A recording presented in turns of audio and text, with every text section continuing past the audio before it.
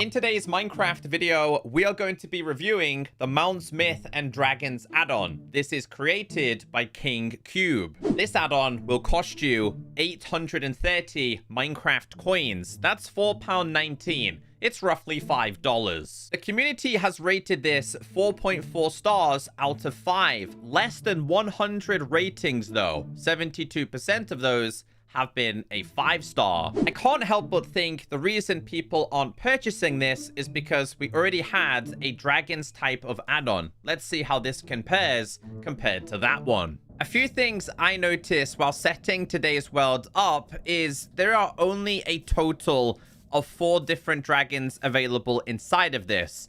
Now, to me, considering its price tag, that is definitely a little bit underwhelming.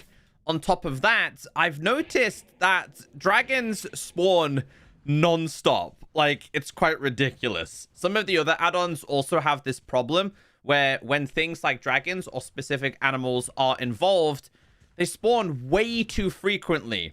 And to me, that's a little bit of a turnoff. These add-ons can be applied to pre-existing or brand new worlds. When joining for the first time, you will be given this. This is the Mounts, Myth, and Dragons Guide. Now, with this one, you just tap on it, and it explains everything you need to know. This guidebook will help you with everything you need to know, as well as a list of all the different mythical items you can find or craft. First things first, craft a mythical recipe book. Once you found your first mythic material and 1 book, see the mythical material section on where to find this. Scroll down, tap on mythic material, and this is what it says. Wild mounts can drop a mythic material, which is used in all mounts, myth and dragons crafting recipes. Mythic material can also be found from breaking nests. The last place to gain mythic material is by feeding any tamed mount 20 of any type of meat. So if I give my tamed dragon a certain amount of meat, they will eventually drop this.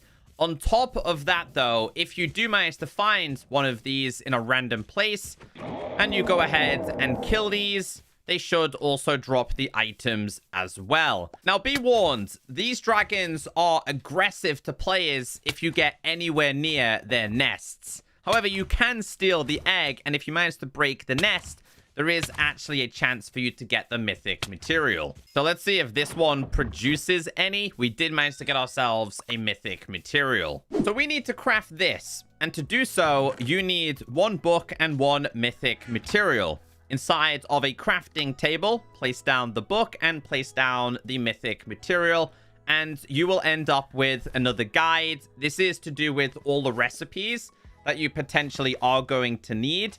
Now, in my opinion, I kind of found this a little bit useless. And the reason why is because you don't necessarily need this, because there's a bunch of saddles there, right? It's telling you how to craft certain things. Maybe for the locator and stuff. Well, let's go inside of here, and let's say we search for saddle, for example, right? It tells you how to craft all the saddles as well. So for me, that's kind of a step that I would probably avoid. Why risk getting yourself in trouble when you can actually just search for this stuff inside of here? There are 4 different mythical mobs you can find in the world. The Plains Dragon, which is the one you've seen in today's video so far. We have the Serpent Dragon, Phoenix, and the Griffin. Now, it does say collect their respective egg from their nest and bring it back to your base to incubate. Of course, beware because they will get aggressive towards you. The Plains Dragon loves growing nests in open, safe locations such as plains, meadows, savannas, flower forests, and the taiga. Serpent dragons make their home in places with a lot of water or bamboo, including beaches, swamps, mushroom islands, and bamboo jungles. Phoenix lives in the heat. Jungles, deserts, and savannas is where you can find them. Griffins soar the highest skies and adore the snow especially. The higher you climb, you may just find its home, and then there is actually other ways in order to obtain them. As you've seen so far, this is your Plains Dragon. This is the Serpent Dragon. This is your Phoenix. And this is the griffin. While out on your adventures, you are then going to have the chance to find yourself an egg. Now, you don't need the nest in order to take the egg home, but it does say on the egg itself, place to hatch a baby plains dragon. This can take up to 30 minutes. These eggs can then be placed inside of incubators. And here is the recipe you are going to need. It is 4 pieces of glass, 4 mythic material, and 1 diamond block. Inside of here, you just want to put this there, like an arrow facing down. We have 1 block of diamond and then 4 of these, and then you end up with these. And you can then place each and every individual egg inside of there. Players can also craft themselves a nest locator. Once you have this item, when you tap on it, it's kind of like an Eye of Ender. It does have a cooldown, so you can't just spam it, but it's going to take me in the direction as to where you can find one. So this is taking me this way. I don't currently see any dragons around here. It's still taking me all the way up here. Still up here. And we managed to find ourselves a nest. But unfortunately, there is no egg. Let's see if we get lucky this time. So we're actually heading in towards a jungle, which I think is where the serpent one should be. Yes. Is this a serpent egg? It is. So once you've collected 1 of every single egg, just place them inside of an incubator and the light will come on. Each one will take 30 minutes. However, it's not chunk-based. As long as you go and do some exploring and come back within 30 minutes, these guys will hatch. But for the sake of today's video, there is a creative feature where these can hatch instantly. And you can see the mechanics of how this actually works, which I think is a pretty cool addition. Now, you can tame these and, of course, grow these up.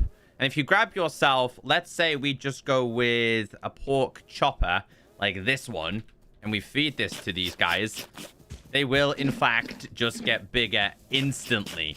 There are a few different saddles, being leather, copper, iron, gold, diamond, and netherite. Obviously, netherite being the strongest.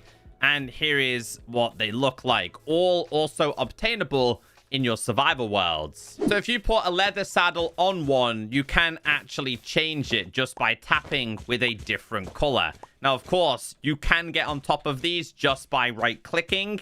If you hit space, this is then going to put you into the flight modes. Obviously, if you look up, you're going to go up. And if you look down, you are then going to go down. So there is a calling horn. And how the calling horn works is if you call it, the dragon actually disappears.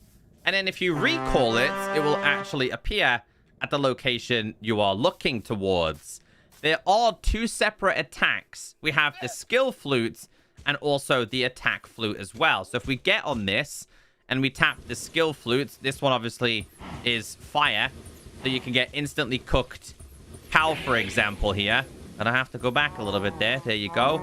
And then we have the attack, which will do like a dragon, I don't know, bite attack. This one kind of does like a levitation effect. Let's try this on these guys. There you go. They'll take off in the sky. Oh, that one's actually pretty cool. I like that one. Let's try the skill one on this one. This one just instantly kills them. And then we have the attack one as well, which is the biting attack. Yes, there we go. What does this one do? Just obliterates them. For me personally, I just don't think there was enough content available inside of this add-on for its price tag. Finding out there was only 4 separate dragons available just left me a little bit disappointing. For me, I would give this add-on a 2.5 star out of 5.